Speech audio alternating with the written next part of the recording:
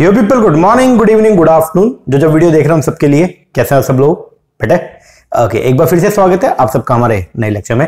Guys, आज की class में हम लोग जो है वो करने वाले हैं हमारा पेपर नंबर 1 के टीचिंग एप्टीट्यूड, जो यूनिट नंबर फर्स्ट है, that is the teaching aptitude. इस यूनिट के 100 एमसीक्यूज को, मोस्ट एक्सपेक्टेड 100 एमसीक्यूज को जो है वो आज की क्लास में हम लोग जो है वो डिस्कस करने वाले हैं। ये क्वेश्चन जो है वो हमने जो लिए हैं, इनमें सारा का सारा जो एस्पेक्ट है आपके टीचिंग एप्टीट्यूड का वो सब कुछ आ गया। टीचिंग है, इसमें बेसिक आ गया, जो आपका इवैल्यूएशन की टेक्निक्स है वो सब आ गई है। इसके अंदर बेसिकली लर्नर मेथड्स जो है वो आ गया। टीचिंग के जितने भी मेथड्स है वो सारे इसका जो है वो इसके अंदर इंक्लूड कर दिए हमने। इसके अलावा जो आपका ऑनलाइन टीचिंग है, जैसे मूक हो गया, ठीक है, स्वयं हो गया, स्वयं प्रभा, बहुत सारी ऐसी चीजें जो है जो आपका सिलेबस का पार्ट है, उन सबसे रिलेटेड क्वेश्चंस को हमने इसके अंदर डाल दिया है। इससे पहले हम लोग जो है वो कर चुके हैं हमारे रिसर्च के क्वेश्चंस को, बढ़िया बढ़िया हमने करे उसमें। इसके अलावा रिसर्च के अलावा हमने आईसीटी कंप्लीट कर लिया। उसके अलावा हम लोगों ने कम्युनिकेशन भी किया, हमने हायर एजुकेशन भी किया। अब आज जो है वो बात आती है हमारे किसका? टीचिंग का। तो आज का वीडियो बहुत ज्यादा इंपॉर्टेंट है, आप जरूर लगा के जाइएगा। एग्जाम में जाने से पहले कम से कम 2 बार, एक बार तो वीडियो के साथ कर लो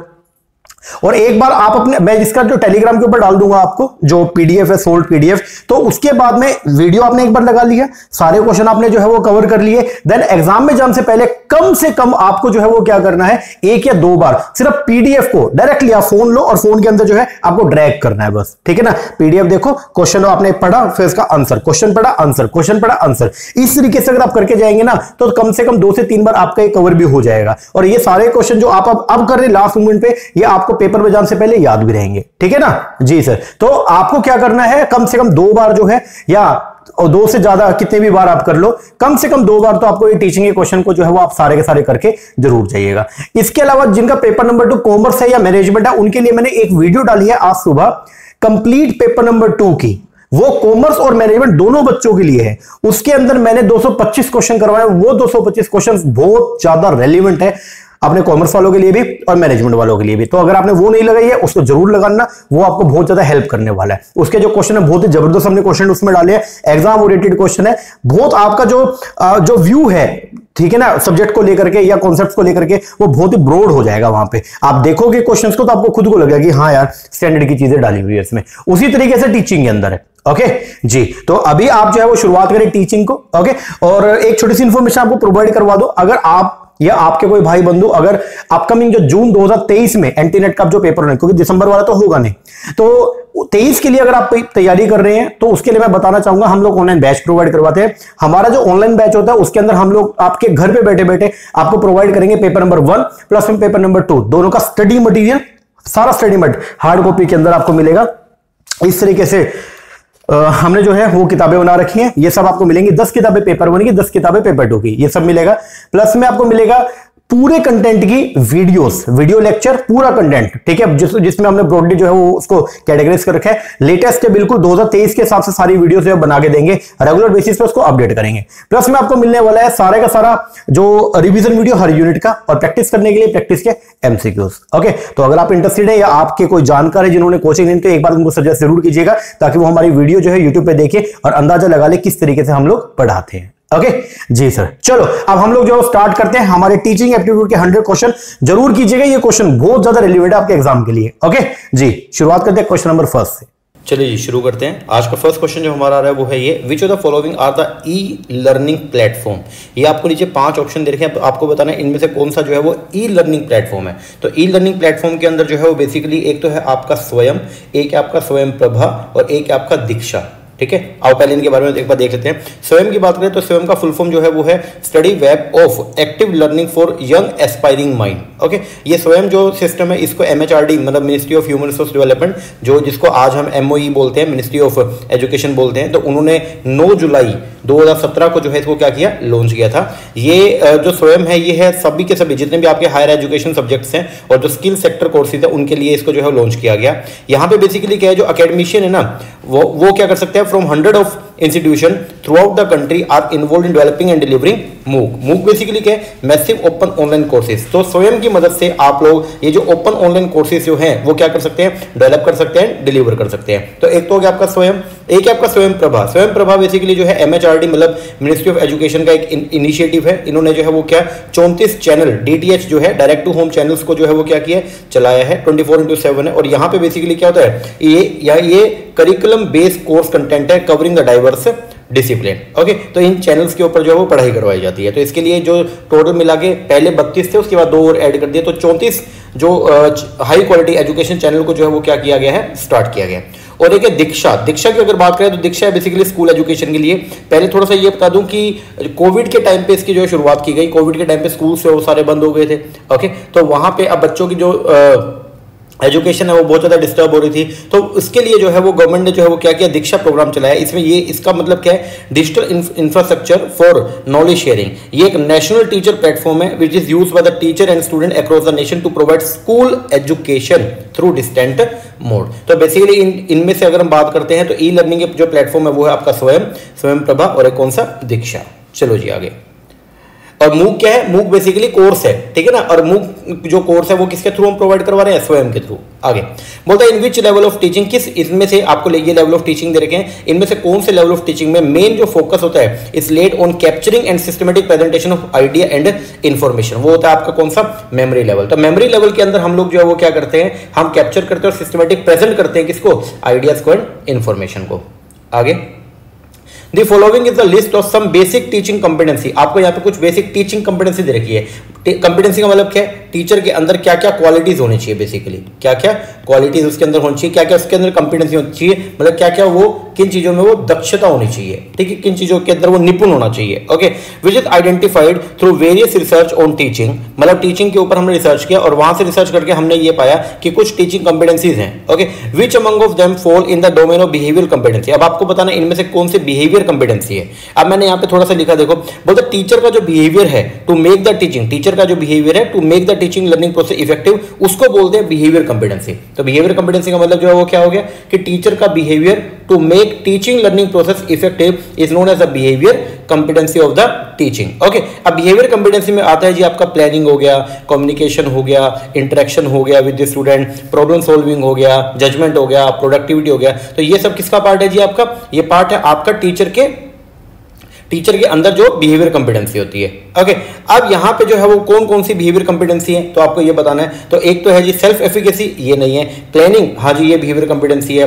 लोकस ऑफ कंट्रोल, ये भी नहीं है। कम्युनिकेटिंग, ये भी बिहेवियर कंपिटेंसी है। एंड फ्लेक्सिबिलिटी, ये बिहेवियर कंपिटेंसी नहीं है। अब self efficacy, locus of control, flexibility क्या है तो वो मैं दिखा देता हूं।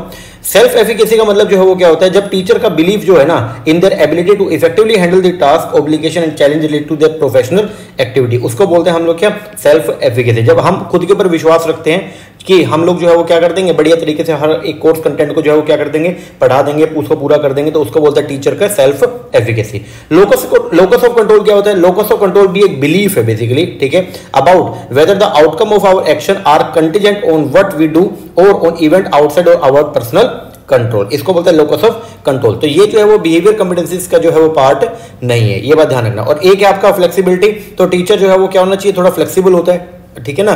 तो इंटेलेक्चुअल को लेकर के वो थोड़ा सा फ्लेक्सिबल होता है, तो ये भी जो है वो बिहेवियर कंपिटेंसी का पार्ट नहीं है। तो बिहेवियर कंपिटेंसी में क्या क्या आएगा मैंने आपको बता दिया। बिहेवियर कंपिटेंसी के अंदर जो है वो आएगा आपका प्लानिंग, कोर्स के बारे में हम प्लानिंग करेंगे, कम्युनिकेशन हो गया, इंटरेक्शन हो गया, प्रॉब्लम सॉल्विंग हो गया, प्रोडक्टिविटी हो गया। ये सब जो है ये पांचों जो है वो क्या है, बिहेवियर कंपिटेंसी। चलो जी आगे नेक्स्ट, मैचिंग करना। आपको मेथड ऑफ टीचिंग दे रखे हैं और यहाँ पे कुछ टेक्निक बता रखे फॉर इंक्रीजिंग इफेक्टिवनेस, आपको मैच करना है। सबसे पहला face to face interaction method जो होते हैं वो क्या होता है, यहाँ पे हम रिफ्लेक्टिव क्वेश्चन जो है उनको लेके आते हैं कपल विद द डिस्कशन। तो यहाँ पे face to face interactive method को लगाया जाएगा, जहां पे आपने क्या करना है, डिस्कशन करना है सामने बैठ करके। ये हो गया आपका open and distant learning method को हम लोग यूज करते हैं कहां पे, जहां पे मॉड्यूलर इंस्ट्रक्शन मटेरियल होता है। मॉड्यूलर का मतलब पहले से जो है वो क्या है, स्ट्रक्चर्ड है। क्या है जी आपका, स्ट्रक्चर्ड है। ओके, तो वहां पे हम ओपन डिस्टेंट लर्निंग मोड को यूज करते हैं। इंडिविजुअलाइज मेथड जो होते हैं वो उनको यूज करते हैं कहां पे, प्रोग्राम इंस्ट्रक्शन पैकेज, इसके अंदर जो इंडिविजुअल मतलब आप अपने हिसाब से कैसे कर सकते हैं। और ऑनलाइन मेथड टीचिंग का मतलब क्या, इसको हम प्रोवाइड करवाएंगे यूजिंग द स्वयं एंड मूक को यूज करके। तो इसका आंसर बनेगा थर्ड। आगे given below are the two statement, दो स्टेटमेंट दे रखी है। स्टेटमेंट नंबर 1 क्या बोलती है, अचीवमेंट एंड एप्टीट्यूड टेस्ट, जो हम टीचर का जो अचीवमेंट या स्टूडेंट से जो स्टूडेंट है हमारे एग्जामिनी जो है उनका ना अचीवमेंट और एप्टीट्यूड टेस्ट लिया जाता है, उसको डिजाइन किया जाएगा असेस करने के लिए upper limit of the examinee knowledge and ability. बिल्कुल ठीक बात है सर, अचीवमेंट टेस्ट हो गया या एप्टीट्यूड टेस्ट हो गया, इनको हम यूज करते हैं क्या करने के लिए, इसको हम यूज करते हैं जो हमारे एग्जामिनी है उनकी नॉलेज और एबिलिटी को जांचने के लिए। ये बात एकदम क्या करेक्ट है। फिर बोलते हैं स्टेटमेंट 2 में ऑब्जेक्टिव पर्सनैलिटी टेस्ट, दो तरह के ना पर्सनैलिटी टेस्ट होते हैं, एक होता है ऑब्जेक्टिव और एक होता है आपका प्रोजेक्टिव। ठीक है, ऑब्जेक्टिव पर्सनैलिटी टेस्ट के अंदर बेसिकली ना आपको सीरीज ऑफ क्वेश्चन दिए जाएंगे और उनका आंसर जो है वो क्या रहेगा, रिस्ट्रिक्टेड रहेगा, जैसे यस और नो के अंदर, राइट और रॉन्ग के अंदर, ये सब हो गया। ठीक है, और एक होता है आपका projective personality test. Projective personality test का जो मेन गोल है वो क्या होता है, अनकवर करना subconscious emotions and attitude with in a person, कि एक पर्सन के अंदर कुछ इमोशंस है उनको क्या करना, बाहर लेके आना। ठीक है, उसको बोलते हैं हम लोग क्या, प्रोजेक्टिव पर्सनैलिटी टेस्ट। तो यहां पे बोलते हैं ऑब्जेक्टिव पर्सनैलिटी टेस्ट है चाहे प्रोजेक्टिव पर्सनैलिटी टेस्ट है, are design to measure the typical behaviour and characteristic of the examinee. तो उसको हम लोग यूज करते हैं क्या करने के लिए, बिहेवियर को एनालाइज करने के लिए, किसके, एग्जामिनी के। ये बात एकदम क्या है, करेक्ट है। तो दोनों की दोनों बातें जो है वो स्टेटमेंट क्या है, करेक्ट है। आंसर आएगा both statement 1 and 2 are correct. आगे बोलता है असर्शन में बोला गया दी पर्पस, जो पर्पस है underlying modern and ICT based support system का in teaching is to optimise the learning outcome. मतलब हम लोग जो है आईसीटी को या मॉडर्न या आईसीटी सपोर्ट सिस्टम को यूज करते हैं क्या करने में, ऑप्टिमाइज करने के लिए लर्निंग आउटकम्स को। जो हमारे लर्निंग आउटकम है बेसिकली जो हमारा रिजल्ट है उसको क्या करने के लिए, ऑप्टिमाइज करने के लिए हम मॉडर्न टेक्निक्स को यूज कर रहे हैं। बिल्कुल ठीक बात है। आजकल जो है हम आईसीटी कंप्यूटर्स का यूज कर रहे हैं यही देखने के लिए ना कि जो हम चाहते हैं वो रिजल्ट अपने को मिले। यस। फिर बोलता है रीजन में an effective instructional support system has to be link with enhancement of the learning condition. बिल्कुल ठीक बात है जी। एक अच्छा इंस्ट्रक्शनल सपोर्ट सिस्टम जो है वो क्या, उसको हम लिंक करते किससे, लर्निंग कंडीशन से, तभी तो हमको ऑप्टिमाइज लर्निंग आउटकम जो है वो निकल के आते हैं। बिल्कुल, तो दोनों बातें जो है वो क्या है, करेक्ट है और रीजन करेक्टली असर्शन को एक्सप्लेन भी कर रहा है। आगे सीबीसीएस का मतलब क्या है, CBCS stand for choice based credit system. आगे in which level of teaching promotion of critical thinking is the hallmark. बोलता है ये आपको 4 लेवल दे रखे हैं टीचिंग के, बोलता है इनमें से कौन से लेवल ऑफ टीचिंग में प्रमोशन जो है of the critical thinking is the hallmark. तो वो है जी आपका कौन सा, रिफ्लेक्टिव। देखो memory level of teaching Herbert ने दिया था। ठीक है, ये first and thoughtless level of teaching होता है। यहां पे हम फोकस करते हैं ओनली किसके ऊपर, रोट लर्निंग, मतलब रट्टा मारने के ऊपर। किसके ऊपर, रट्टा मारने के ऊपर। ये बात थोड़ा ध्यान रखना।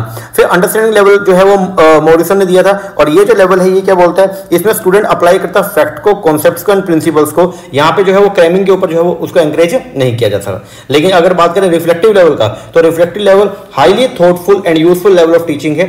यहाँ पे टीचर जो है अनेबल करता है स्टूडेंट को कि वो सोल्व करे real world problem of life, intellectual ability, इसकी मदद से इंटेलेक्चुअल एबिलिटी भी एक स्टूडेंट की डेवलप होती है। तो अगर हम बात करते हैं यहाँ पे कौन सा ऐसा लेवल ऑफ टीचिंग है जिसमें हम प्रमोट करते हैं क्रिटिकल थिंकिंग, ठीक है, तो वो है जी आपका कौन सा, रिफ्लेक्टिव लेवल। आगे बोलता है the key behaviour of an effective teacher. बोलता है बिहेवियर जो है ना इफेक्टिव टीचर का इस mark by which of the following feature. एक जो आपका इफेक्टिव टीचर जो है, ठीक है, उसमें क्या क्या फीचर होने चाहिए, तो वो है पहला स्ट्रक्चरिंग। क्या वो प्रोग्राम बेस पर चलेगा, नहीं सर, वो सिचुएशन के हिसाब से अपने आप को चेंज भी कर सकता है, ये नहीं है। टीचर टास्क ओरिएंटेशन, हाँ जी बिल्कुल ये है, टीचर उसको टास्क ओरिएंटेड होना चाहिए, काम को लेकर के पूरा जो है वो तत्पर रहना चाहिए। इंस्ट्रक्शन वैरायटी होनी चाहिए उसके अंदर, जी बिल्कुल ठीक बात है। बच्चों को देख के, एनवायरमेंट को देख के, सिचुएशन को देख के वो क्या करे, अलग अलग चीजें उनको प्रोवाइड करे। लेसन क्लैरिटी होना चाहिए, बिल्कुल। प्रोबिंग होना चाहिए क्या, नहीं सर, प्रोबिंग जो है ये आपका इफेक्टिव टीचर के अंदर ये चीज हो, मतलब ऐसा नहीं कि क्वेश्चन पे क्वेश्चन पूछता रहे, ये चीज नहीं है। तो की बिहेवियर जो है ना इफेक्टिव टीचर का, उसको हम किससे मार्क करते हैं कि उसके अंदर ये तीनों क्वालिटीज जो है वो होनी चाहिए। तो आंसर जो आएगा वो क्या आएगा, बी सी डी। आगे मोड ऑफ इवैल्यूएशन दे रखा है और कैरेक्टरिस्टिक फीचर दे रखा है, उनको क्या करना है, आपस में मैचिंग करना है। फॉर्मेटिव इवैल्यूएशन जो है वो क्या होता है, फॉर्मेटिव इवैल्यूएशन को हम यूज करते हैं किसके लिए, मोटिवेशन एंड मॉनिटर करने के लिए, पर्पस ऑफ लर्निंग। समेटिव को कब यूज करते हैं, एट द एंड में, जब हमने जो है वो बच्चों का पेपर लिया उसके बाद उनको क्या करना है, ग्रेड एलोकेट करने हैं, उसके लिए समेटिव इवैल्यूएशन को यूज करते हैं। It is use primary for gradation of progress made. Criteria reference को हम लोग जो है वो यूज करते हैं किसके लिए, कंपेयर करने के लिए progress of a student against the pre specified standard. तो क्राइटेरिया रेफरेंस में जो है वो स्पेसिफाइड क्राइटेरिया होगा, फिर हम उसको जो है वो क्या करेंगे, हम उसको जो कंपेयर करेंगे प्रोग्रेस एक स्टूडेंट की against the pre specified standard से मैचिंग करके। और नॉर्म रेफरेंस इवैल्यूएशन के अंदर बेसिकली क्या होता है, यहाँ पे एक स्टूडेंट की परफॉर्मेंस को दूसरे स्टूडेंट की परफॉर्मेंस से आपस में क्या करते हैं, कंपेयर करके, और हम लोग जो है वो क्या करते हैं, उनकी जो परफॉर्मेंस उसको इवैल्यूएट करने का काम करते हैं। तो ये आपका नॉर्म रेफरेंस इवैल्यूएशन। तो 10 का आएगा 2। आगे 11 स्टेटमेंट 1 बोलता है one of the basic principle of the progressive view. बोलता है जो बेसिक प्रिंसिपल है प्रोग्रेसिव व्यू ऑफ टीचिंग का is that education should be life. Education जो है शुड बी ए लाइफ है, लाइफ इटसेल्फ खुद में जो है वो जीवन है, rather than preparation for living. ये बात एकदम क्या है, करेक्ट है भाई। अगर एजुकेशन की बात करें तो एजुकेशन खुद में जो है क्या है एक जीवन है भाई, शिक्षा जो है वही तो आपका जीवन है। Yes, rather preparation for living, मतलब बहुत बार अक्सर ऐसा बोला जाता है कि शिक्षा जो है उनको जीना सिखाती है, ठीक है, शिक्षा मतलब जो पढ़ाई जो है वो जीना सिखाती है, लेकिन एक्चुअल के अंदर जो है जो पढ़ाई है या फिर जो शिक्षा है बेसिकली एजुकेशन जो है वही तो लाइफ है आपका। यस, तो ये स्टेटमेंट क्या है, करेक्ट है। फिर बोलते हैं according to the reconstruction in the view of education new social order must be generally democratic, जो नए सोशल ऑर्डर है वो क्या डेमोक्रेटिक है। जी बिल्कुल, ये बात भी एकदम क्या है, सही है। आजकल जो है वो बच्चों की भी सुनवाई जो है वो हो रही है, ऐसा नहीं है कि आपने जो करिकुलम सेट कर दिया बच्चों के ऊपर थोप देंगे, बिल्कुल। तो आंसर जो आएगा वो क्या, दोनों के दोनों स्टेटमेंट क्या है, ट्रू है। आगे असर्शन बोलता है teaching involve critical and creative interchange between teacher and the learner. बोला टीचिंग के अंदर हम लोग जो है वो क्या करते हैं, क्रिटिकल और क्रिएटिव इंटरचेंज करते हैं बिटवीन टीचर एंड लर्नर में, and hence it is different from instruction and training. और इसीलिए टीचिंग जो है वो इंस्ट्रक्शन और ट्रेनिंग से क्या है जी, अलग है, क्योंकि टीचिंग के अंदर हम लोग जो है वो क्या करते हैं, क्रिटिकल और क्रिएटिव इंटरचेंज करते हैं, आपस में एक डायलॉगिक जो है वो मेथड्स को हम यूज करते हैं, ठीक है ना, जबकि इंस्ट्रक्शन और ट्रेनिंग में ऐसा नहीं करते। ये बात एकदम करेक्ट है। फिर बोलता है both the instruction and training are directed at lower order cognitive interchange, क्योंकि बोथ, और फिर बोलता है कि दोनों के दोनों जो इंस्ट्रक्शन और जो ट्रेनिंग है ना वो डायरेक्ट की जाते हैं on the lower order cognitive interchange. ये बात एकदम क्या है, करेक्ट है। तो असर्शन और रीजनिंग दोनों करेक्ट है, और रीजनिंग करेक्टली असर्शन को एक्सप्लेन भी कर रही है, तभी तो ये डिफरेंस क्रिएट कर रहा है। ऊपर क्या बोल रहा था कि टीचिंग में आता है क्रिटिकल और क्रिएटिव इंटरचेंज, जबकि इंस्ट्रक्शन ट्रेनिंग में ऐसा नहीं आता। क्यों? क्योंकि इंस्ट्रक्शन ट्रेनिंग के अंदर किसकी बात की जाती है, लोअर ऑर्डर कॉग्निटिव इंटरचेंज की बात की जाती है। तो दोनों स्टेटमेंट आपकी करेक्ट है, और reason is the correct explanation of assertion. आगे दो स्टेटमेंट देने के, पहली स्टेटमेंट बोलता है एब्रिविएशन मूक, मूक जो है वो किसके लिए स्टैंड करता है, मूक का मतलब फुल फॉर्म जो है वो है मैसिव ओपन ऑनलाइन कोर्सेज। ये बात एकदम क्या है, करेक्ट है। फिर बोलता है स्वयं जो है वो स्टैंड्स करते किसके लिए, study web of the active learning for young academic mind, young aspiring mind है सर। तो ये जो है वो क्या हो गया, गलत हो गया। तो आंसर आएगा स्टेटमेंट 1 तो ट्रू है, बट सेकंड आपका फॉल्स है। आगे विच theory of learning support reflective level of teaching, कौन सी ऐसी थ्योरी है जो रिफ्लेक्ट कर जो सपोर्ट करती है किसको, रिफ्लेक्टिव लेवल ऑफ टीचिंग को, वो है आपका कॉग्निटिव फील्ड थ्योरी। लर्न करके जाना, दोबारा आ सकता है। आगे बोलते हैं identify correct characteristic of the field independent learner from the following. देखो दो तरह के लर्नर होते हैं, एक होता है फील्ड इंडिपेंडेंट और एक होता है आपका फील्ड डिपेंडेंट, ठीक है ना।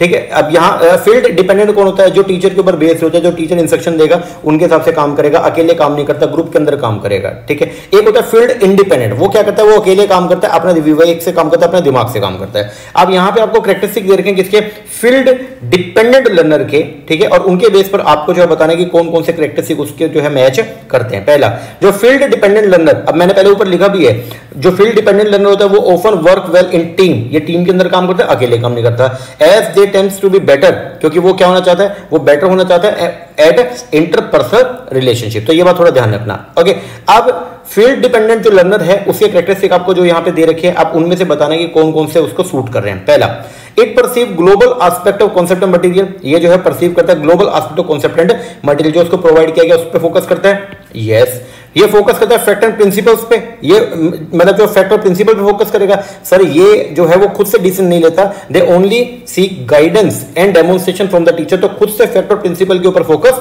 नहीं करता, तो ये गलत हो गया। आगे, ये प्रेफर करता है टू वर्क अलोन, नहीं सर, ये प्रेफर करता है कि ये टीम के अंदर काम करे, ये भी गलत हो गया। आगे, दे seek guidance and demonstration from teacher, इनको जो है वो गाइडेंस चाहिए किसी टीचर से, बिल्कुल सही बात है। दे लाइक टू कोऑपरेट, ये जो है वो टीम्स के अंदर रह के काम करना पसंद करते हैं, इसीलिए कोऑपरेट होकर काम करना पसंद करते हैं। यस, तो आंसर जो आएगा वो क्या आएगा, जो आपका फील्ड डिपेंडेंट लर्नर है उसके तीनों कैरेक्टरिस्टिक है ए डी ई। सेकंड, आगे मैच करना list 1 and with the list 2, level of teaching दे रखे हैं और मेन फीचर है। सबसे पहला autonomous development level, autonomous development level जो है वो स्ट्रेस करता है on importance of the student feeling and minimise करता है value of the hard thinking. Memory level की बात करें तो ये क्या, इसके अंदर ये क्या थॉटलेस प्रोसेस है, जी बिल्कुल। उसके बाद अगर बात करें अंडरस्टैंडिंग लेवल, तो अंडरस्टैंडिंग लेवल के अंदर जो है हमारा फोकस होता है किस पे, ये देखने पे, और the relationship between principle and the solitary fact. और जो रिफ्लेक्टिव लेवल है इसमें हम क्या करते हैं, ये एक प्रॉब्लम सेंटर्ड है and it require on the part of the learner more action participation, more imagination and the creativeness. ये है आपका कौन सा, आपका रिफ्लेक्टिव लेवल। तो ये लेवल ऑफ टीचिंग, इनके मेन फीचर, इनको आपस में मैच करना था। आंसर बनेगा क्या, थर्ड। आगे बोलता है knowledge comprehension and application level in the Bloom taxonomy belong to the higher level of cognitive learning. क्या ये हायर लेवल है कॉग्निटिव लर्निंग का? नहीं सर, तो ये तो क्या हो गया, गलत हो गया। फिर बोलता है organisation and categorisation and characterisation belongs to higher level of the affective outcome. जो ऑर्गेनाइजेशन है एंड कैरेक्टराइजेशन जो है वो किसको बिलोंग करता है? Higher level of affective outcome को। तो ये बात जो है वो क्या है, करेक्ट है। तो आंसर क्या बनेगा? स्टेटमेंट 1 तो इनकरेक्ट है, लेकिन स्टेटमेंट 2 क्या है, करेक्ट।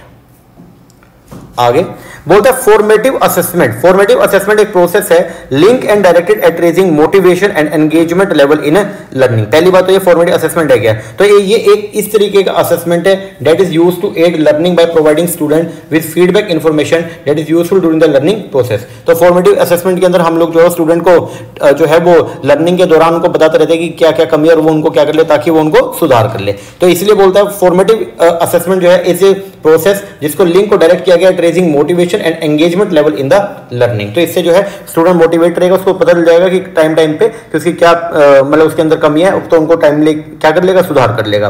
फिर रीजन में बोलता है पर्पस जो है ना फॉर्मेटिव असेसमेंट का वो है to improve the quality of the learning outcome. जो फॉर्मेटिव असेसमेंट का मेन पर्पस है वो यही है कि हम लर्निंग आउटकम की जो क्वालिटी है उसको क्या करना चाहते हैं, इंप्रूव। बिल्कुल ठीक बात है, क्योंकि फॉर्मेटिव असेसमेंट करके हम ये ना कि पहले से ही क्या करते हैं, सुधार कर देंगे। अगर पहले से सुधार कर देंगे तो फ्यूचर में होने वाले जो मिस्टेक है वो अब नहीं होंगी, क्योंकि उनको हम पहले क्या कर लेंगे, करेक्ट कर लेंगे। तो असर्शन में भी यही तो बात बोला गया था। असर्शन में ये बोला था कि जो हम क्या करेंगे यहाँ पे फॉर्मेटिव असेसमेंट एक प्रोसेस है जिसको लिंक को डायरेक्ट किया जाएगा at raising motivation and engagement level in the learning. और ऐसा क्यों होता है, इसका मेन पर्पस जो है वो यही है कि इसके मदद से हम लोग जो है वो क्वालिटी ऑफ लर्निंग आउटकम को क्या करना चाहते हैं, इंप्रूव करना चाहते हैं। तो दोनों की दोनों बातें जो है वो क्या है, करेक्ट है, और रीजनिंग करेक्टली असर्शन को एक्सप्लेन भी कर रहा है। आगे which level of teaching is also designated as the exploratory understanding. Exploratory understanding जो है वो किस लेवल ऑफ टीचिंग में आता है, वो आता है आपका रिफ्लेक्टिव लेवल ऑफ टीचिंग के अंदर। आगे आइडेंटिफाई करें करेक्टरिस्टिक होता है field independent learner. Field independent, अभी हमने डिपेंडेंट पढ़ा था, अब बात आ रही है फील्ड इंडिपेंडेंट का। तो field independent learner they seek guidance and demonstration from teacher. Teacher से गाइडेंस लेते हैं? No sir. They focus on detail of the curriculum material. ये खुद से फोकस करते हैं करिकुलम के मटेरियल पे? Yes. They like to compete? Yes. They relate concept to the personal experience. ये जो है वो अपने कॉन्सेप्ट को पर्सनल एक्सपीरियंस से रिलेट करते हैं? No. Can organise information by himself. ये खुद से इंफॉर्मेशन को जो है वो क्या करते हैं, ऑर्गेनाइज करते हैं? यस। तो आंसर जो बनेगा वो बनेगा बी, सी एंड ई। आगे टीचिंग मेथड दे रखे और उनको आपस में मैचिंग करना है। सबसे पहला मोनोलॉजिक टीचिंग मेथड। मोनोलॉजिक टीचिंग मेथड होता है किसके लिए, टीम टीचिंग के लिए। इसके अंदर हम डेमोन्स्ट्रेशन करते हैं टीम के सामने और चीजों को शो करते हैं। डायलॉजिक टीचिंग मेथड का मतलब जो है वो क्या होता है, जब डायलॉग होता है इसका मतलब है इंटरेक्शन होता है स्टूडेंट टीचर के बीच में। तो ये है basically case study and tutorials method. Action based teaching method को हम यूज करते हैं क्या, सिमुलेशन के लिए और रोल प्लेइंग मेथड्स के लिए। और self study based teaching method जो है वो है किसके लिए, साइबरनेटिक्स हो गया, कंप्यूटर एडेड। यहाँ पे टीचर नहीं है, यहाँ पे आप खुद से जो है वो क्या करते हैं, स्टडी करते हैं। स्ट्रक्चर फॉर्म में जो है वो क्या इंफॉर्मेशन को सारी को प्लेस किया जाता है। तो ये तो 21 का बनेगा सेकंड। आगे 22 बोलते हैं engagement in the learning process refer to the amount of the time student devote to learning in the classroom. Engagement का मतलब क्या होता है, बोलता है लर्निंग में एंगेजमेंट का मतलब ये है कि स्टूडेंट जो है वो क्लासरूम के अंदर लर्निंग पे कितना टाइम डिवोट करता है, उसको बोलते हैं एंगेजमेंट। ये बात एकदम क्या है, सही है। स्टेटमेंट नंबर 2 में बोलता है फॉर्मेटिव असेसमेंट जो है वो फॉर्मल होती है जबकि समेटिव इनफॉर्मल है। सर उल्टा लिखा हुआ है, फॉर्मेटिव आपकी इनफॉर्मल जबकि समेटिव जो असेसमेंट है वो क्या होती है, आपकी फॉर्मल होती है। तो ये आपका गलत हो गया। आंसर क्या बनेगा, स्टेटमेंट 1 तो ट्रू है बट स्टेटमेंट 2 आपका फॉल्स है। आगे असर्शन बोलती है teaching support system provided by the ICT based gadget is intended to optimise learning and interest in the learning material. बिल्कुल ठीक बात है। मतलब आज की डेट में जो टीचिंग सपोर्ट सिस्टम हम यूज कर रहे हैं जो बेस है किसके ऊपर, आईसीटी पे, ठीक है ना। मतलब इंफॉर्मेशन कम्युनिकेशन टेक्नोलॉजी के ऊपर जो बेस है, लाइक लैपटॉप हो गया, कंप्यूटर्स हो गया, ठीक है, आपका टैबलेट्स हो गया, तो इनको हम लोग यूज कर रहे हैं। अब इनकी मदद से जो है वो स्टूडेंट जो है वो ऑप्टिमाइज करे लर्निंग को और इंटरेस्ट भी उसका क्रिएट हो रहा है किसके अंदर, इन लर्निंग मटेरियल में। ये बात एकदम सही है। रीजन में बोल रहा है any meaningful support in the teaching has to be instrumental in augmenting the learning condition and outcome. तो बोलता है अगर कोई भी आप सपोर्ट करते हैं टीचिंग में तो वो इंस्ट्रूमेंटल है कि वो ऑगमेंट कर देगा, बढ़ा देगा लर्निंग कंडीशन एंड आउटकम को। तो ये बात भी एकदम क्या है, करेक्ट है। और इसी की वजह से तो क्या हो रहा है, इंटरेस्ट जनरेट हो रहा है लर्निंग मटेरियल में। यस, तो दोनों बातें सही है और रीजनिंग करेक्टली असर्शन को एक्सप्लेन भी कर रहा है। आगे, which of the following is designated as a key behaviour of effectiveness of the teaching as evident from the researcher. ध्यान देना, बोलते हैं इनमें से कौन सा की बिहेवियर है किसका, of effectiveness of teaching as evident from the researcher. तो 4 की बिहेवियर होते हैं, एक है क्लैरिटी, एक है वैरायटी, एक है टास्क ओरिएंटेशन, एक है एंगेजमेंट इन लर्निंग टास्क। तो इनमें से कौन सा है, टीचर टास्क ओरिएंटेशन। थर्ड, आगे, आइडेंटिफाई करें इनडायरेक्ट टीचिंग स्ट्रेटजी को फ्रॉम द फॉलोइंग लिस्ट। जो इनडायरेक्ट टीचिंग स्ट्रेटजी उसको आइडेंटिफाई करना है। तो सबसे पहला है gaining attention, informing the learner of the objective and presenting the stimulus material. ये आपका क्या है, ये तो डायरेक्ट टीचिंग हो गया, इसके अंदर ये डायरेक्ट टीचिंग में ये तो करते हैं। फिर बोलता है कॉन्सेप्ट को बिल्डअप करेंगे through example and non example. हाँ जी, ये इनडायरेक्ट टीचिंग है, ठीक है, क्योंकि हमने क्या किया, एग्जांपल्स देकर के समझा रहे हैं। ओके, डायरेक्टली कोई कॉन्सेप्ट नहीं बता रहे हैं। फिर एक्सप्लेन एग्जाम्पलिफिकेशन एंड प्रैक्टिस, ये भी आपका डायरेक्ट टीचिंग होता है। फिर क्योंकि उसमें कॉन्सेप्ट को एक्सप्लेन किया जा रहा है। फिर problem based presentation with pair share technique, हाँ ये आपका जो है वो क्या इंडायरेक्ट है, क्योंकि यहाँ पे पहले प्रॉब्लम को शो किया गया, प्रॉब्लम के सॉल्यूशन के जरिए हम लोग जो है वो क्या करेंगे, कॉन्सेप्ट को सिखाने का काम करते हैं। फिर एनकरेज करना स्टूडेंट को टू यूज करे reference from their own experience, तो ये भी जो है वो डायरेक्ट टीचिंग नहीं है, ये भी क्या है, इनडायरेक्ट लेवल ऑफ टीचिंग है। तो आंसर जो आएगा वो आएगा BDE फर्स्ट। आगे, मोडेलिटीज ऑफ टीचिंग बता रखे और इनका इंप्लीमेंटेशन मैचिंग करना आपको। इंस्ट्रक्शन का हम लोग जो है वो क्या करते हैं, एक्टिव इंटरचेंज होता है of the ideas between teacher and the students के बीच में। ट्रेनिंग की बात करें तो ट्रेनिंग के अंदर बेसिकली क्या है, discipline drill conducted by teacher, ये है आपका ट्रेनिंग। कंडीशनिंग के अंदर बेसिकली क्या है, associative presentation of idea from the teacher to the student. और इंडोक्ट्रिनेशन का मतलब क्या है, a one way imposition of idea from the teacher to the student. तो ये तो बेसिक सी बात है, थोड़ा देख लेना एक बार। आगे, बोलते कंप्यूटर बेस्ड टेस्टिंग प्रमोट करता है ऑब्जेक्टिविटी इन असेसमेंट प्रोसीजर। बिल्कुल ठीक बात है, अगर आप कंप्यूटर बेस्ड टेस्टिंग करेंगे तो ऑब्जेक्टिविटी होगा, ये बात एकदम सही है, क्योंकि कंप्यूटर जो है भेदभाव नहीं करता, ठीक है ना। तो यहां पे जो है वो सब्जेक्टिवनेस नहीं होगी, मतलब भेदभाव नहीं होगा, बिल्कुल ठीक बात है। फिर बोलते हैं CBCS सिस्टम जो है in the Indian higher education, वो एक नई एंट्री आई है, बिल्कुल ठीक बात है। CBCS सिस्टम जो है एक नया ऑप्शन है, जिसके अंदर आप अलग अलग डिसिप्लिन के सब्जेक्ट्स को भी जो है अपने करिकुलम के अंदर ऐड कर सकते हो। तो दोनों की दोनों बातें क्या है, करेक्ट है। आगे, बोलते टीचिंग सपोर्ट सिस्टम, चाहे वो ट्रेडिशनल हो चाहे वो मॉडर्न हो, is perfectly put in place for effective economy and ensure the quality in the teaching learning transaction. बिल्कुल सही बात है, क्योंकि क्या बोल रहा है कि टीचिंग सपोर्ट सिस्टम जो है, चाहे वो ट्रेडिशनल हो चाहे वो आपका मॉडर्न हो, ठीक है, उनको लेके आया जाता है क्या करने के लिए, for effective economy and ensure quality in the teaching learning transaction. तो टीचिंग लर्निंग में क्वालिटी लाने के लिए, टीचिंग लर्निंग मेथड को और भी अच्छा करने के लिए हम लोग जो है टीचिंग सपोर्ट सिस्टम को यूज करते हैं। यहाँ बिल्कुल ओके। फिर बोलता है रीजन में, क्योंकि लर्निंग आउटकम जो है in order to the congruent with stipulated instruction goal need scaffold to begin with। तो बोलता है क्योंकि लर्निंग आउटकम जो होते हैं ना, लर्निंग आउटकम जो है हमारे in order to be congruent, अगर आपको उसको फेवरेबल लेके आना है, इसका मतलब लोग आप लोगों को पढ़ा रहे हो और वो आपकी चीजों को समझे भी, with stipulated instruction goal it need scaffold to begin। तो उनके लिए जरूरी है कि हम लोग जो है वो क्या करें, इस मेथड्स को जो है वो क्या करें, यूज करें। बिल्कुल ठीक बात है जी। अगर आपको जो है वो क्या, देखो ऊपर क्या बोले, टीचिंग सपोर्ट सिस्टम को हम यूज करते हैं क्या करने के लिए, अपना जो बेस्ट आउटकम हम चाहते हैं उसको लेके आने के लिए। फिर रीजन में बोल रहा है कि जो लर्निंग आउटकम है ना, इन ऑर्डर टू कंग्रेट, अगर आपको उसको क्या करना है, लर्निंग आउटकम को फेवरेबल लेके आना है विद स्टिपुलेटेड इंस्ट्रक्शनल गोल, तो उसके लिए जरूरी है कि हम स्कैफोल्ड करेंगे टू बिगिन। तो हम इस स्टेज से, ऊपर वाले स्टेज से जो है इसको क्या करेंगे, पूरा करेंगे। तो दोनों की दोनों स्टेटमेंट क्या है, करेक्ट है, और रीजनिंग करेक्टली सेक्शन को एक्सप्लेन भी कर रहा है। मैचिंग करने जी, डिजिटल इनिशिएटिव दे रखा है इन द हायर एजुकेशन, और ये पर्पस दर का। सबसे पहले बात करें स्वयं जो है वो क्या है, एक मूक है, मैसिव ओपन ऑनलाइन जो आपका कोर्स है for high quality education anywhere and any time. स्वयं प्रभा की बात करें तो ये D2H चैनल है, डायरेक्ट टू होम चैनल्स हैं, 34 टोटल चैनल्स हैं, हाई क्वालिटी एजुकेशन प्रोवाइड करवा रहे हैं। डिजी लॉकर की बात करें तो ये क्या है, डिजी लॉकर बेसिकली जो है ये स्टोर और असेस कर सकते हैं आप पर्सनल ई डॉक्यूमेंट को irrespective of the physical location. और नेट एक बेसिकली नेशनल एकेडमिक डिपॉजिटरी है जो ऑनलाइन स्टोर करता है और असेस करता है एकेडमिक अवार्ड, नेमली डिग्री, मार्कशीट। तो डिग्री हो गया, मार्कशीट हो गया, उसको ऑनलाइन जो स्टोर करने के लिए जो है वो बना रखी है नेट, नेशनल एकेडमिक डिपॉजिटरी। आगे बोलते हैं under the rubric oriental learning programme, बोलता है rubric oriental learning programme in India. Oriental learning programme, पहली बात तो ये क्या है, ओरिएंटल लर्निंग प्रोग्राम का मतलब एक ऐसे एकेडमिक डिसिप्लिन है जिसमें हम स्टडी करते हैं ईस्टर्न या east eastern society, culture, language, people, history and archaeology का, उसको बोलता है ओरिएंटल प्रोग्राम। ओके, और rubric oriental programme learning programme in India the role of learner was considered to be relatively more. तो learner का role यहाँ पे क्या होता है, देखो जो आपके ओरिएंटल एजुकेशन होती है ना, उनके अंदर क्या है, ये education would begin with the study of Veda. यहाँ पे वेद जो है वो पढ़ाए जाते हैं। स्टूडेंट की लाइफ का मंत्र जो है वो क्या होता है, simple living and elevated thinking, ठीक है ना, ये बात ध्यान रखना। और ओरिएंटल लर्निंग प्रोग्राम के अंदर स्टूडेंट जो है उसको छोड़ दिया जाता है टीचर के पास में, और स्टूडेंट जो है वो खुद से सारी एक्टिविटीज को जो है वो क्या करता है, प्रमोट करता है। तो यहाँ पे ओरिएंटल लर्निंग प्रोग्राम के अंदर जो है वो स्टूडेंट का जो रोल है वो बहुत ही क्या होता है, एक्टिव होता है। तो यहाँ पे लर्नर को कंसीडर किया जाएगा to be relatively more active.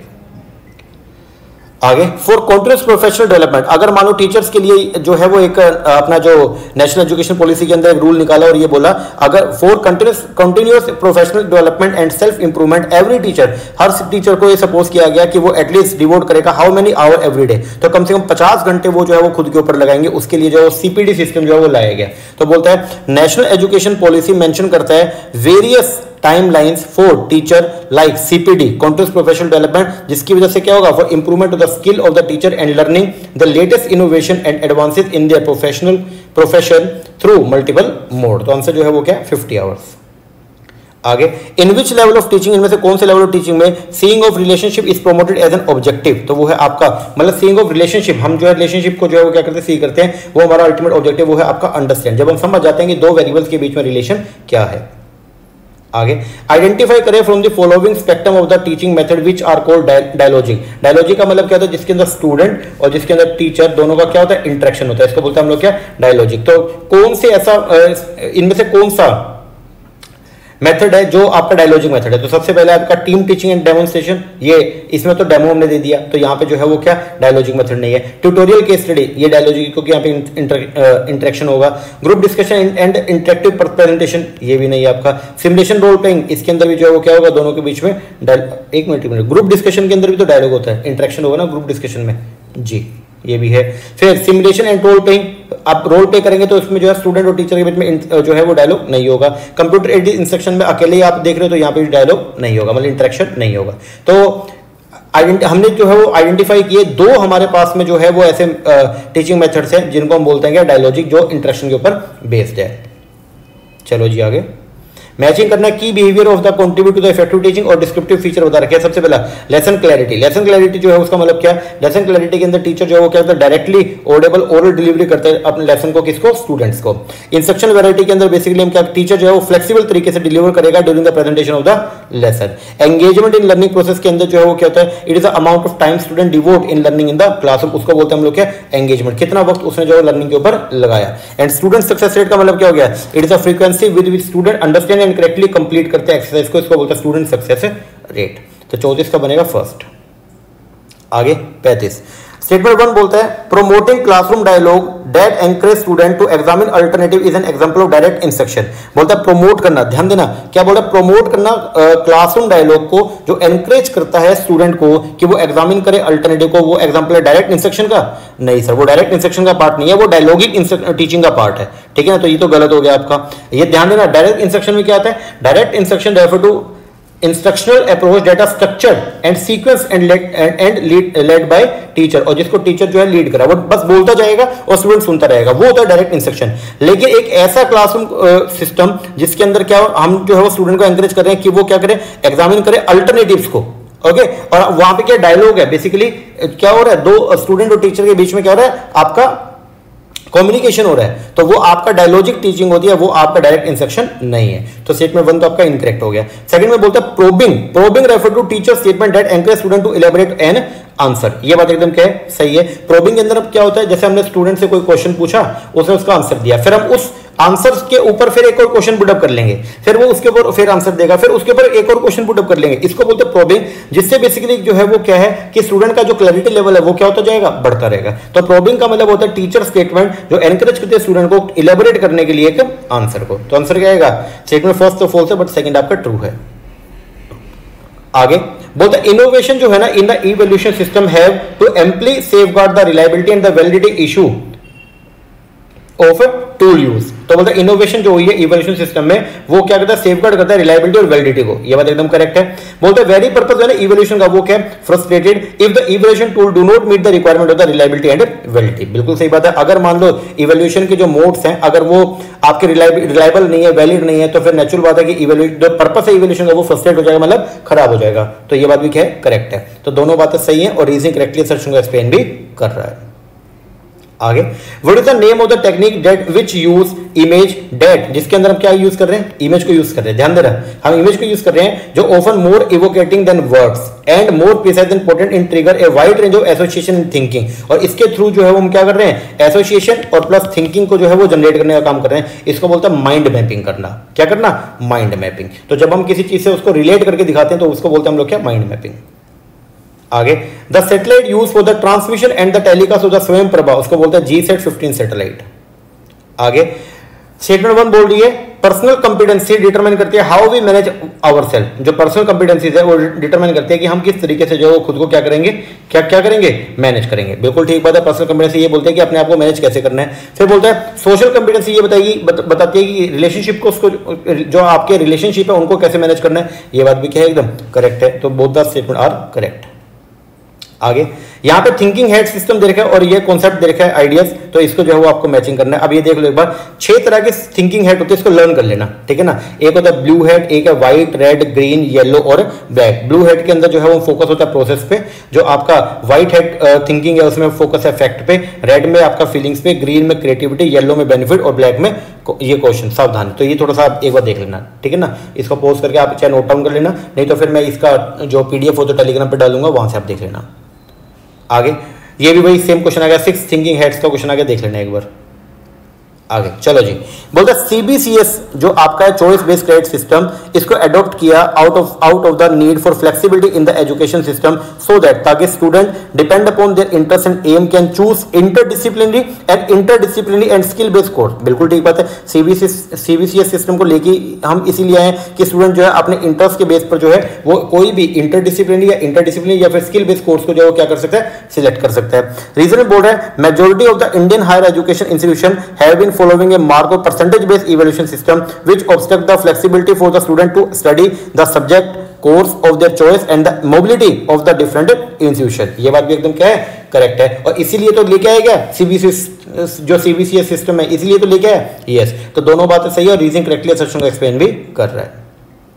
आगे, which of the following is the highest level of teaching, इनमें से कौन सा हाईएस्ट लेवल ऑफ टीचिंग है, वो है आपका रिफ्लेक्टिव। आगे, which of the following are the characteristic of the adolescent, adolescent के कैरेक्टरिस्टिक कौन कौन से हैं। पहला, increase independence from the adult control, जी बिल्कुल वो यही चाहता है। उसके बाद रैपिड फिजियोलॉजिकल चेंज होता है उसके अंदर, यस। इमोशनल मैच्योर होता है, नहीं सर इमैच्योर होता है। रैशनल सब सोच समझ के एक्ट करता है, मतलब जो भी वो काम करेगा सोच समझ के करता है, no sir. Increase focus on the activity with the peer group, yes. तो आंसर जो आएगा वो क्या आएगा, A, B एंड E। आगे, which of the following are the most influential factor है लर्निंग का, जो मोस्ट इन्फ्लुएंशियल फैक्टर है लर्निंग का वो कौन सा है। गवर्नमेंट पॉलिसी, नहीं सर। लर्निंग के लिए सबसे मेन जो इन्फ्लुएंशियल फैक्टर है वो है जी आपका मोटिवेशन, वो है आपका एप्टीट्यूड क्वालिटी आपके अंदर कितनी है, आपका इंटरेस्ट है या नहीं है, फिजिकल फैसिलिटी नहीं, ये नहीं है। तो आंसर आएगा B, C एंड D। आगे, इन ए लर्नर सेंट्रिक अप्रोच, बोला लर्नर सेंट्रिक अप्रोच में टीचर को क्या करना चाहिए, फैसिलिटेट करना चाहिए स्टूडेंट लर्निंग को।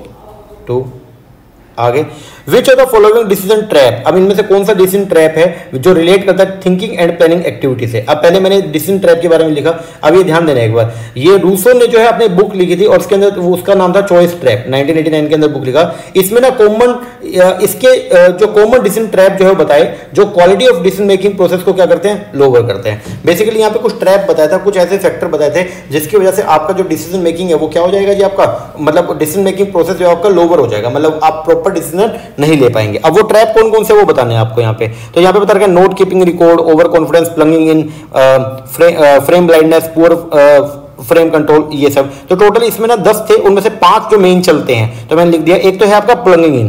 प्लगिंग इन जो है वो बिगिन होता है जब हम गैदर करते हैं डेटा एंड ड्रॉ करते हैं conclusion about first taking your few movement to explore the essence of the issue at hand और how you believe such situation decision should be made, और जब आप बिलीव करते हैं कि डिसीजन किस तरीके से लिया जाएगा। ओके, फ्रेम ब्लाइंडनेस के अंदर बेसिकली क्या होता है, it occur when you set out to solve the wrong problem without giving it much thought because you created a conceptual framework for your decision। और जो आपका पुअर फ्रेम कंट्रोल होता है उसमें क्या होता है, failure to define the situation in more than one way और being unduly influenced by the frame of other. इसको बोलते हैं हम लोग क्या, पुअर फ्रेम कंट्रोल। इसके अलावा दो और होते हैं, एक होता है आपका ग्रुप फेलियर और एक होता है शॉर्ट साइटेड शॉर्टकट। थोड़ा देख लेना आगे। सीबीसीएस सिस्टम जो है वो प्रोवाइड करता है opportunity for student core to choose course from. कहां से ले सकते हैं आप, अपने कोर कोर्स से भी सिलेक्ट करेंगे, आप जो है इलेक्टिव कोर्स से भी करेंगे और जो एबिलिटी एनहांसमेंट कोर्स है वहां से भी आप जो है वो सब्जेक्ट्स को जो है वो सिलेक्ट कर सकते हैं। एनवायरमेंट एजुकेशन कंप्यूटर कोर्स इसका पार्ट नहीं है, तो आंसर आएगा ACE।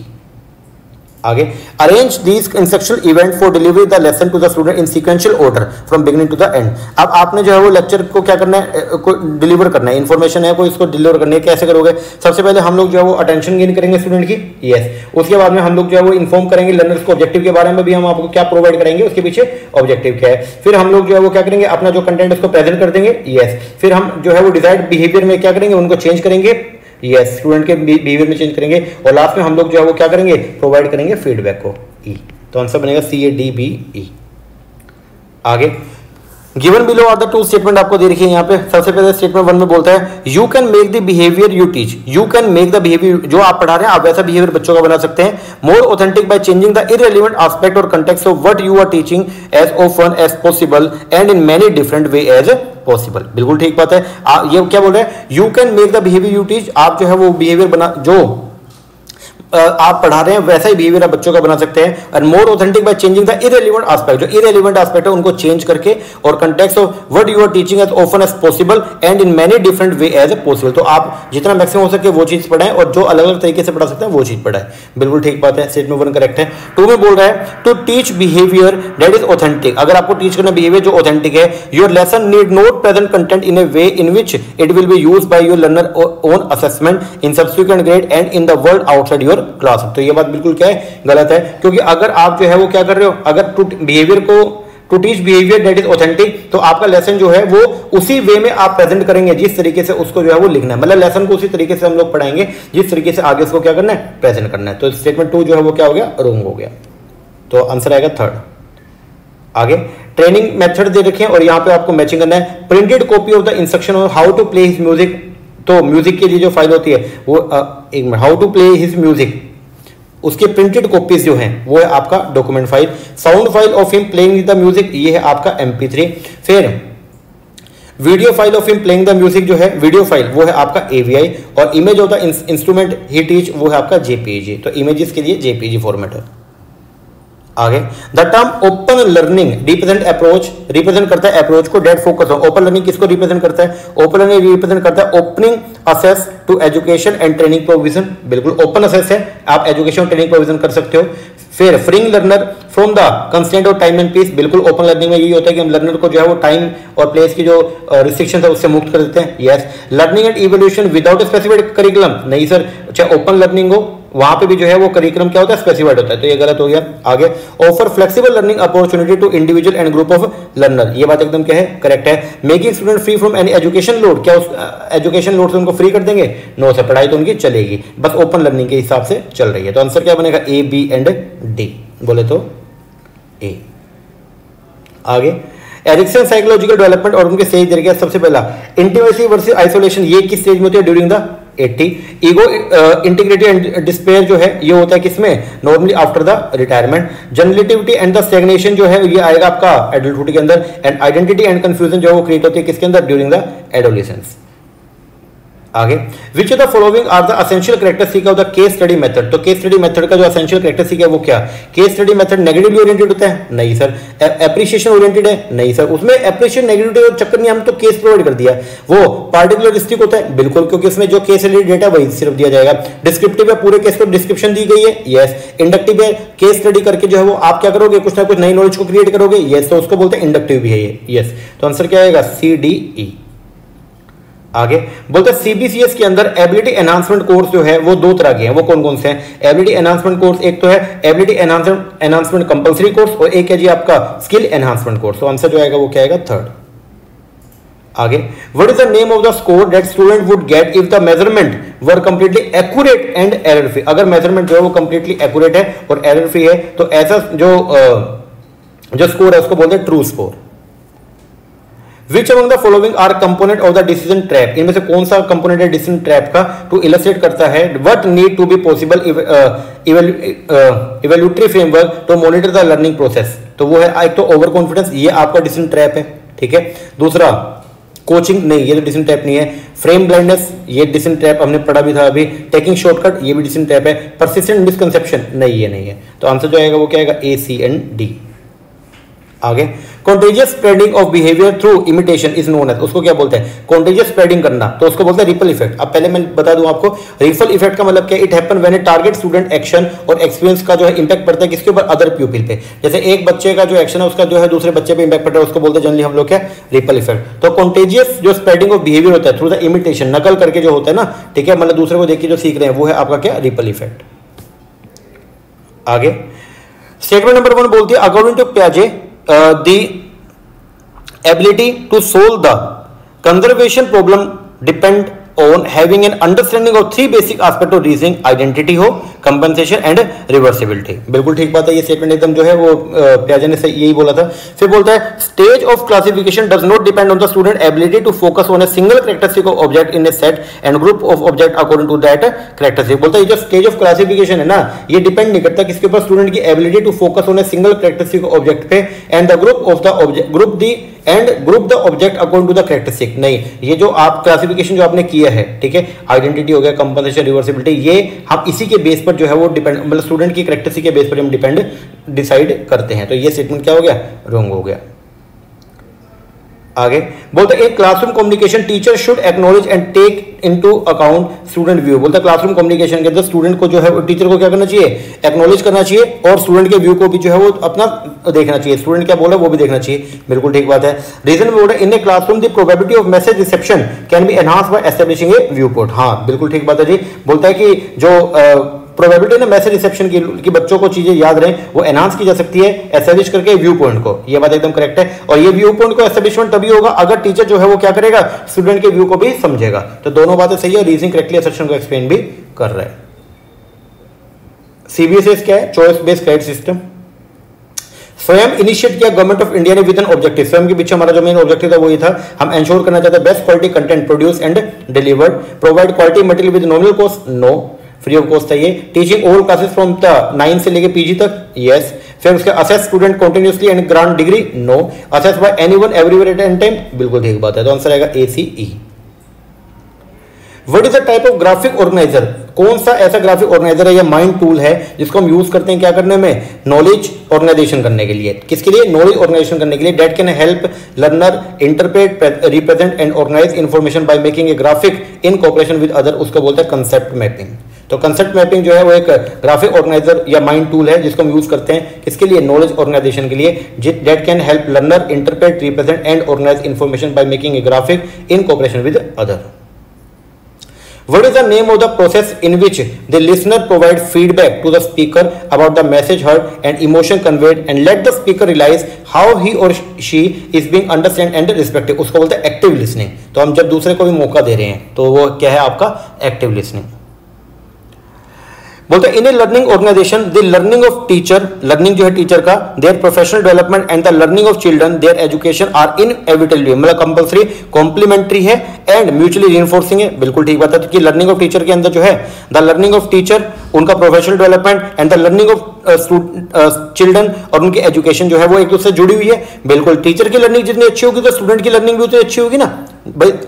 टीचर जितना अच्छे तरीके से चीजों को सीखेगा उतना बढ़िया तरीके से आगे टीच कर पाएगा। यस, तो स्टेटमेंट 1 आपका करेक्ट है। 2 में क्या बोल रहा है, intrapersonal intelligence does not involve understanding the inner world of emotion and thought and developing the ability of control and consciously work with them. तो बोलता है इंट्रापर्सनल इंटेलिजेंस, ध्यान देना, intrapersonal intelligence does not involve understanding the inner world. Intrapersonal जो होती है खुद के साथ में, जो आपके खुद की जो इंटेलिजेंस है, बोलता है उसके लिए जो है वो इनर वर्ल्ड ऑफ इमोशन को जो है वो समझना जरूरी नहीं है, उनको अंडरस्टैंड करना जरूरी नहीं है। सर इंट्रापर्सनल में इसी को तो समझना जरूरी होता है।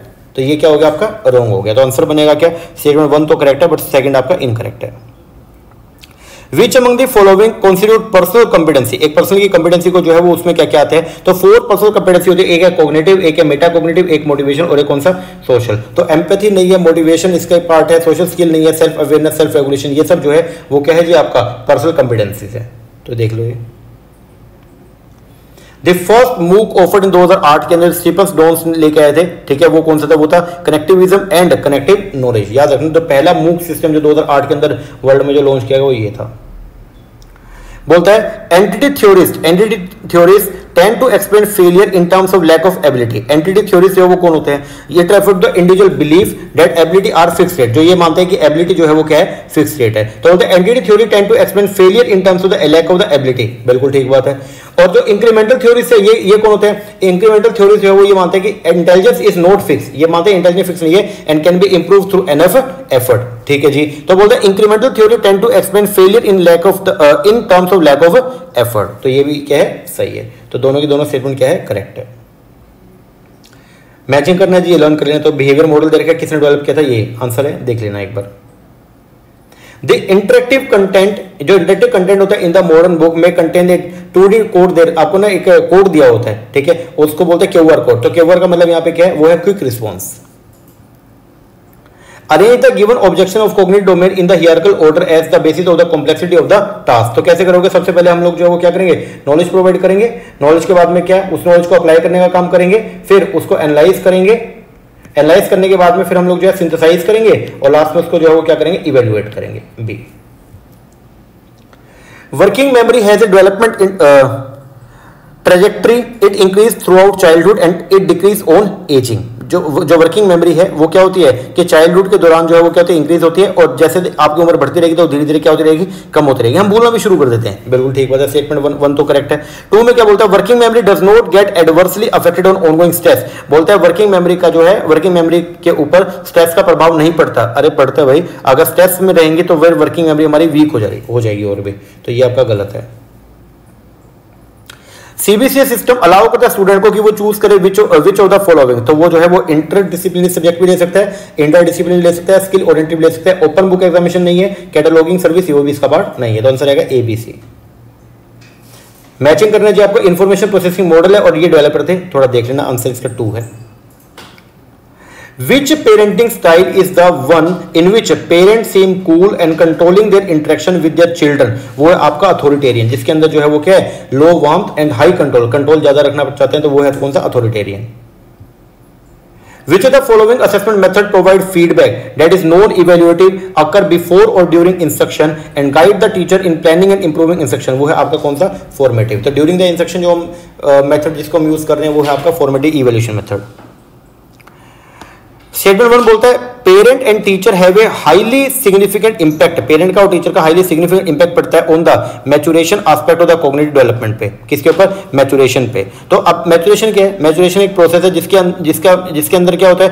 एक जो बच्चा है उसके अंदर क्या आता है? चेंज आएगा, वो ग्रो होता है एंड डेवलप करता है through out the life. Cognitive maturity comes from individual growth. ये बात ध्यान रखना, कॉग्निटिव मैच्योरिटी जो है वो इंडिविजुअल ग्रोथ से जो है वो आती है and without any external stimuli, ठीक है ना? ये बात ध्यान रखें। तो जैसे बड़े होंगे तो हमारे अंदर जो है वो कॉग्निटिव डेवलपमेंट जो हमारी होनी शुरू होगी। ऐसा नहीं है कि पेरेंट्स का और टीचर का सबसे ज्यादा इंपैक्ट पड़ता है, हमारे जो पर्सनल जो डेवलपमेंट है उसका इंपैक्ट पड़ेगा। तो स्टेटमेंट 1 तो क्या हो गया? फॉल्स हो गया।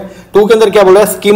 Schemas are an organise system of action और थॉट दैट अलाउ करते हैं हमको टू मेंटली रिप्रेजेंट और think about the object and the event in our world. ये बात एकदम क्या है? सही है, क्योंकि स्कीम जो है वो कॉग्निटिव फ्रेमवर्क या कॉन्सेप्ट है जो हेल्प करता है ऑर्गेनाइज और इंटरप्रेट करने में इंफॉर्मेशंस को। तो ये सही है। आंसर आएगा 1 तो फॉल्स है, 2 ट्रू है। आइडेंटिफाई करें the type of cognitive load that make demand during learning. Cognitive load क्या है? कॉग्निटिव लोड का मतलब है amount of information that working memory can hold at one time, ठीक है? ये बात ध्यान रखना। तो कॉग्निटिव लोड के अंदर जो है वो क्या होता है कि जब हम क्या कर रहे हैं कि एक टाइम पे जो हमारी वर्किंग मेमोरी है उसमें कितनी अमाउंट ऑफ इंफॉर्मेशन स्टोर रहती है, उसको बोलते हैं हम लोग क्या? Cognitive load. ओके, अब कॉग्निटिव लोड में जो है वो 3 तरह की कॉग्निटिव लोड होता है। एक होता है जी आपका कौन सा? इंट्रिंसिक, एक होता है जी आपका एक्सटेनियस और एक होता है कौन सा? जर्मेन, ठीक है? ये देख लेना। तो इंट्रिंसिक कॉग्निटिव लोड के अंदर बेसिकली क्या है? ये रिलेट करता है with the nature and subject matter of the task और प्रॉब्लम। एक्सटेनियस जो है वो रिलेट करता है information presentation and the instruction format that could both increase the user overall cognitive load without enhance the learning. और germane जो है वो क्या? ये it refer to the work that is put into constructing a long lasting store of knowledge और skills. ये देख लेना। आंसर आएगा 3rd। फिर मैचिंग करना है जी आपको basic trust versus basic mistrust, ये होता है बर्थ से लेके 12 से 18 महीने तक। इनिशिएटिव वर्सेस गिल्ट जो है ये आपको देखने को मिलेगा बच्चों में 3 से 6 साल तक। इंटीमेसी वर्सेस आइसोलेशन जो है वो देखने को मिलेगा यंग एडल्टहुड के अंदर। और जो आपका इको इंटीग्रिटी वर्सेस डिस्पेयर जो है ये देखने को मिलेगा लेट एडल्टहुड में। आगे द वेरिएबिलिटी और flexibility of the delivery during the presentation of A lesson bye the teacher, इसको बोलते हैं क्या, इंस्ट्रक्शनल वेराइटी। मतलब जब आप जो है वो क्या कर रहे हो एक्चुअल में आप प्रेजेंट कर रहे हो लेसन्स को बाय द, ये देखो आप क्या कर रहे हो प्रेजेंट कर रहे हो लेसन्स को बाय द टीचर, और कैसे फ्लेक्सिबल और वेरिएबल तरीके से आप उसको जो है शो कर रहे हो। तो इसका मतलब आपने इंस्ट्रक्शन में क्या लिया है, variety. Ministry of education government of India ने जो है वो क्या किया, स्वयं प्लेटफॉर्म को जो है वो लॉन्च किया था, ठीक है, फॉर ऑफरिंग मूक for has how many quadrant for the designing courses. तो उसके कितने क्वाड्रेंट थे, 4 क्वाड्रेंट थे। कौन कौन सा, उसमें हम वीडियो लेक्चर देंगे और ई फॉर्म में कंटेंट प्रोवाइड करेंगे, test and assignment and the online discussion forum. Statement 1 बोलता है all component, ध्यान देना, बोलता है all component of the working memory are in place by the age of 4 in a child as a development stage। बिल्कुल ठीक बात है। बोलता है if a child does not continue to pay attention to the information, अगर child जो है वो इंफॉर्मेशन के ऊपर फोकस नहीं करेगा तो एक्टिवेशन लेवल जो है उसका वो क्या हो जाएगा, वीक हो जाएगा, और वो रिकॉल नहीं कर पाएगा चीजों को, और ना ही वो लिंक कर पाएगा। And finally drop so low that the information can not be reactivated and it disappear all together. बिल्कुल ठीक बात। तो दोनों की दोनों स्टेटमेंट क्या है, करेक्ट है। मैचिंग करना चाहिए आपको। कॉन्शियसनेस जो है वो है आपका एक्सप्लिसिट मेमोरी, अनकॉन्शियसनेस जो है वो क्या, इम्प्लिसिट। मोटर स्किल जो होती है वो है जी आपका कौन सा, प्रोसीजरल मेमोरी। ये मोटर स्किल डेवलप करते हैं हम लोग यहाँ पे, प्रोसीजर सिखाते हैं। और ओन एक्सपीरियंस है आपका एपिसोडिक मेमोरी। कॉग्निटिव डोमेन जो है for behaviour objection comprise which of the following. तो इसके अंदर कॉग्निटिव डोमेन के अंदर जो है वो आता है इवेल्युएट के बाद कॉम्प्रीहेंड और फिर क्या है, नॉलेज। ये तीनों पार्ट है किसका, आपके कॉग्निटिव डोमेन का। Name of the MOOC platform develop by the IIT Kanpur ने जो डेवलप किया वो है आपका MOOC kit. In the role of the test constructor how should a teacher proceed. तो टेस्ट अगर आपने बनाना है तो उसका टीचर जो है वो कैसे प्रोसीड करेगा। तो सबसे पहले टीचर जो है वो क्या करेगा, स्पेसिफाई करेगा कोर्स और यूनिट कंटेंट को, बता देगा भी क्या कोर्स है जी। उसके बाद टीचर जो है वो क्या करेगा, प्रिपेयर करेगा लिस्ट मेजर कोर्स और द यूनिट ऑब्जेक्टिव, लिस्ट बना लेगा उनका, बना लिया। लिस्ट बनाने के बाद में डिस्कार्ड करेगा अनलिस्टेड जो ऑब्जेक्टिव उनको हटा देगा, यस। उसके बाद में फिर प्रिपेयर करेगा टेबल ऑफ स्पेसिफिकेशन और लास्ट में प्रिपेयर करेगा test item that match the instruction objective. तो आंसर आएगा इसका 4। तो टेस्ट अगर बनाना है तो ये प्रोसीजर है टेस्ट बनाने का। बोलता है the brain continue develop through out the childhood and the adolescence. Brain जो है वो लगातार डेवलप होता रहता है, कब से, चाइल्डहुड से लेके एडोलसेंस तक। बिल्कुल ठीक बात है। The logical and goal oriented action begin in the sensory motor period. ये बात भी एकदम क्या है, सही है। तो आंसर क्या आएगा, both the statement 1 and 2 are correct. And undergraduate degree with honours in the discipline में भी award if a student complete. अगर एक स्टूडेंट जो है वो क्या करता है, वो कंप्लीट करता है 14 course paper in the discipline और 2 एबिलिटी एनहांसमेंट कंपल्सरी जो कोर्सेज है उनको वो कंप्लीट कर ले। रिसर्च पेपर छापना जो जरूरी नहीं है। मिनिमम 2 स्किल एनहांसमेंट कोर्स वो जो है वो कर ले, और 4 paper each from A list of paper specified elective and the generic elective paper अगर वो कर दे तो उसको जो है वो क्या मिल जाएगा, ऑनर का डिग्री जो है हम जो है वो प्रोवाइड करवा देंगे। तो लर्न कर लेना, ये थोड़ा सा क्राइमिंग वाला क्वेश्चन है। आगे गवर्नमेंट ऑफ इंडिया के प्रोजेक्ट है और पर्पस क्या है। सबसे पहले शोध गंगा को लेके आए थे, किसके लिए, यहाँ पे आपको जो है वो थीसिस का डेटाबेस मिलेगा सारा। स्वयं प्रभा जो है वो क्या DTH चैनल्स है। विद्वान की अगर बात करें तो ये क्या expert database and research network है। और साक्षात की बात करें तो ये क्या ऑनलाइन कंटेंट डिलीवरी प्लेटफॉर्म है। तो आंसर आएगा 1।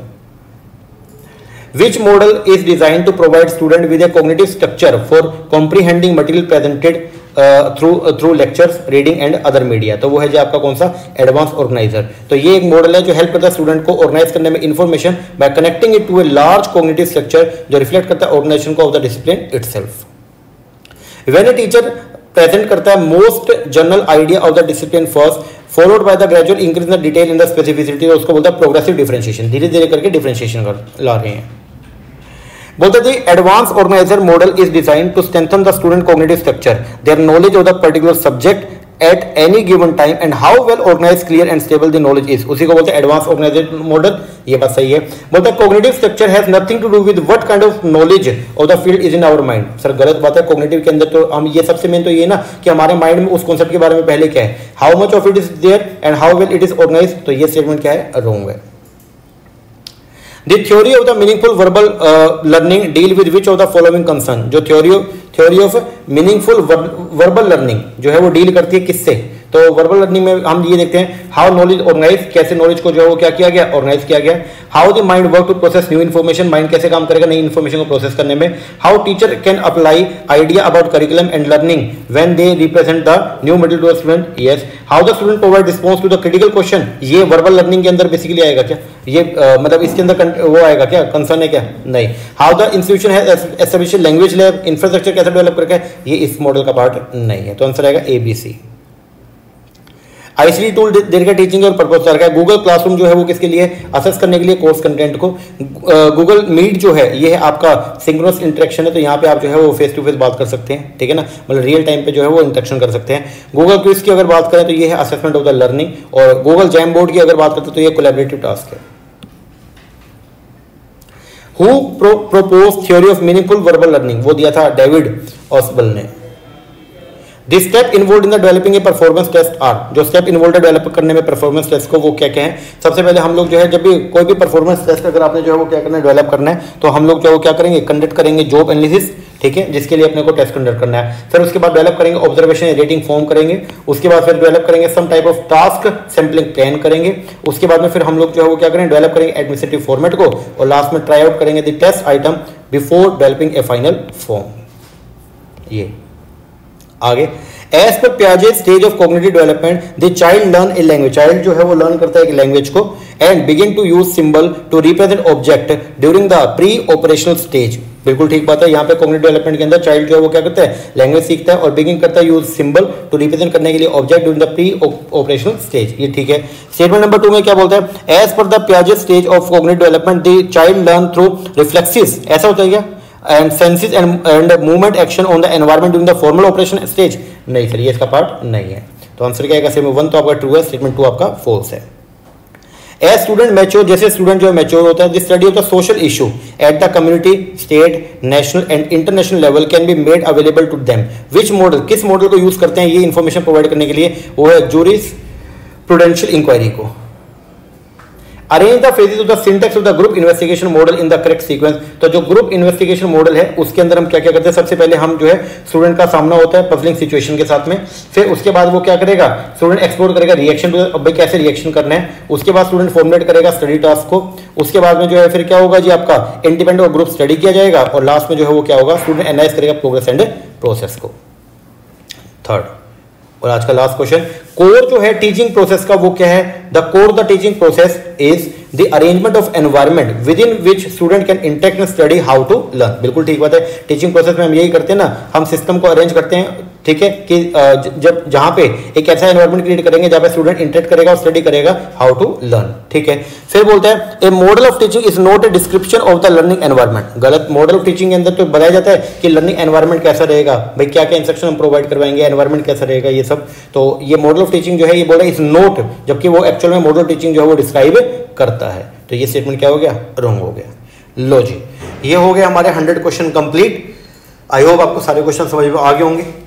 क्वेश्चन कैसे लगे कमेंट करके जरूर बताइएगा, अच्छे लगे, अगर कुछ हेल्प मिली है आपको तो अच्छा कमेंट कीजिएगा, ओके। और पेपर में जाने से पहले इसको जरूर लगा के जाइएगा, कम से कम 2 बार आप इसको कर जाना, तो आपका जो टीचिंग एप्टीट्यूड है वो बहुत बढ़िया से हो जाएगा, ओके जी सर। चलो आप इतना करो, बाकी मिलते हैं हमारे नेक्स्ट सेक्शन में, तब तक के लिए थैंक यू वेरी मच।